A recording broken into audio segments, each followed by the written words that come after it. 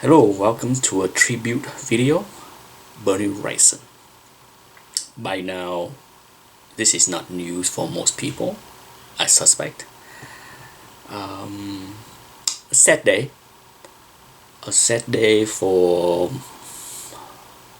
all of his fans. It's hard to find, it would be hard to find a comic book fan that doesn't like Bernie Wrightson. Unless you have never been exposed to Bernie Wrightson. Certainly younger, newer collector may not have heard or seen his work, but I think upon laying your eyes on his work, for most people it would be love at first sight. For me, it has nothing to do with comic books. I have told this maybe before, I'm not sure, but when I entered this hobby back in 1981, I had a very limited scope of knowledge of the authors at the time. Very limited. Basically, it's Dave Cockrum, X-Men, Bob Layton, John Romita Jr. with Iron Man, and of course John Byrne. Literally, those were the first 3 or 4 authors that I was aware of. And I slowly branched out to, of course, Walt Simonson and Bill Sienkiewicz. But in 1982, fate has it that I stumbled into a used bookstore, hoping to find some comic books in Albany, New York.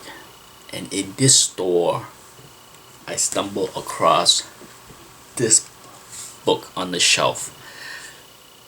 The comic god has been kind to this book, because I can't believe how beautiful the condition of this book is. Gorgeous after all these years.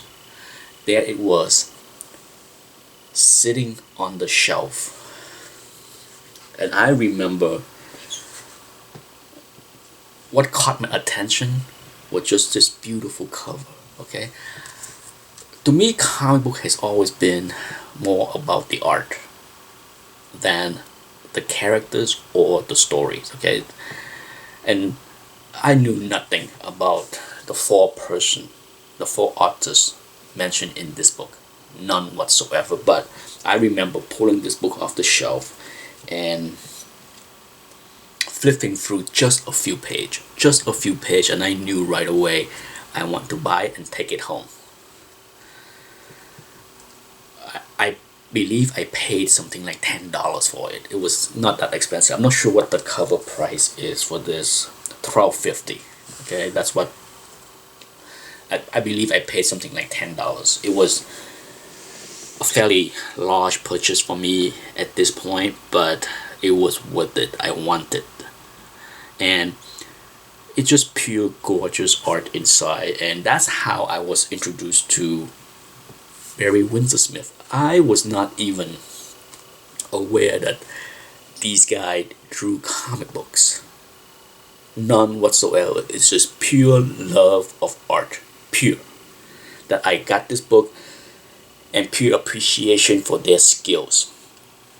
It was a treat to shortly later, to find out that many of them, or all of them, except for Jeffrey Jones, did a lot of comic book works. That's when I start to search out their works a few years later.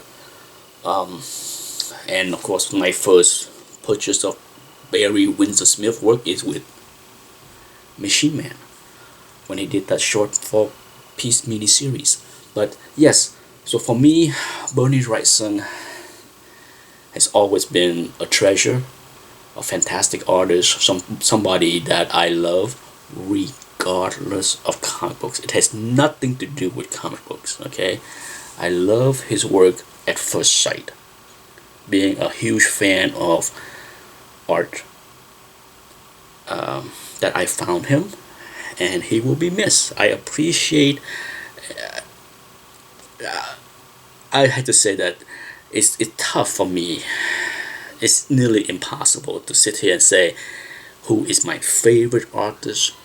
I can just say for certain that he's one of my favorite. Okay, one of my favorite, and for sure, I have spent more money buying his original art than any other artist that I love. Okay, for whatever reason, that's what I have bought the most over the past many years, and I'm glad I have those pieces. Perhaps I will showcase a few more on the wall behind me in honor of Bernie Wrightson. Pieces that I have not shown before.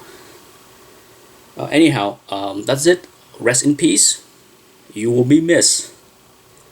You certainly were loved and appreciated, and I'm sure the adoration will not end.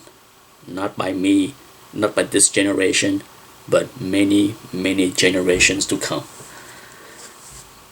Thanks for watching. Bye bye.